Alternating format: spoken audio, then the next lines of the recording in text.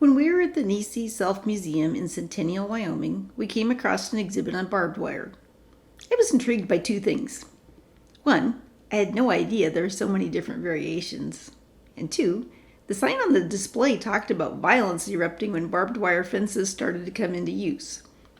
A little research on those two items opened up a very deep rabbit hole. The barbed wire rabbit hole ended up being so deep that I may end up breaking this into 2 or 3 different videos. Several people patented an idea for a type of wire with sharp points in both France and the United States between 1860 and 1874. But it was at a county fair in DeKalb, Illinois in 1873 where the idea started to get some traction. At that time, a man named Henry M. Rose exhibited a new idea for fencing. It featured spikes attached to a wooden rail. 3 men who saw that came up with the same idea. That exhibit gave Joseph Glidden an idea. His wife Lucinda needed a way to protect her garden, and Joseph thought he could incorporate spikes into a wire fence instead of the more expensive wooden fence. After some experimentation, Glidden eventually found an ideal way to create the wire using a coffee grinder to twist the wires together. It was such a success in the garden that people would make a point to pass by the house to see the barbed wire enclosure. Isaac Elwood was one of the other men who had been at the county fair, and he was also inspired to try to create a wire fence with barbs sticking out of it. Elwood and his wife went to view Glidden's version of the fence.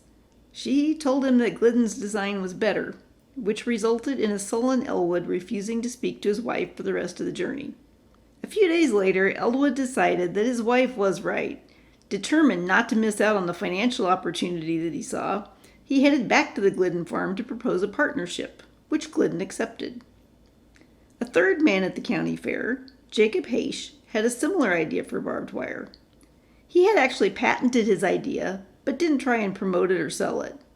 When he heard about the Glidden-Elwood partnership, he was furious. Haish fought Glidden's patent all the way to the Supreme Court, but lost.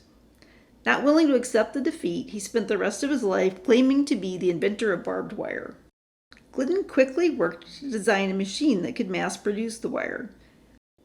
In practice, barbed wire worked better for some applications than others. Cattle had a tendency to touch the fence, get pricked by a barb, and then avoid the fence.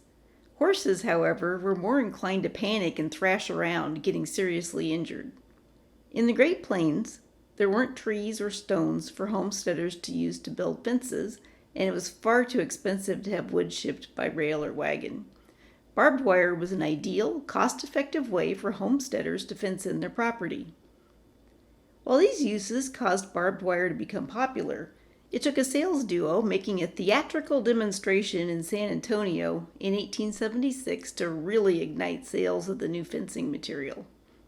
While wire fences were cost-effective, they were no match for a large bull seeking greener pastures. Salesman Pete McManus and John Warren Gates set up a barbed wire corral in a busy plaza in San Antonio and then drove cattle into it. Onlookers were astonished that the new kind of wire could contain the cattle, and the orders poured in. McManus was rumored to have sold more barbed wire fencing than any other salesman in the world, and Gates ended up becoming the world's largest barbed wire manufacturer.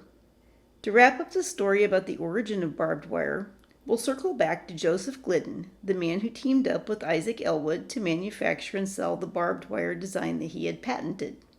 Glidden was not as interested in the manufacturing business as Elwood, and he sold his half of the business to Washburn and Moen Manufacturing Company for $60,000 in 1876.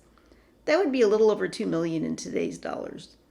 Glidden was a very shrewd businessman, and he retained the patent for the barbed wire design when he sold his stake in the manufacturing business. By the time the patent expired in 1892, he had received $1 million in licensing fees, which is roughly equivalent to $35 million in today's dollars. There was so much interesting information in this rabbit hole that I'm actually working on parts 2 and 3. Part 2 will be a variety of random interesting facts about barbed wire, and part 3 will be about how the invention of barbed wire drastically and permanently changed the cattle industry over the course of just one winter. I used a lot of different sources to put this video together, and all my sources are listed in the description below.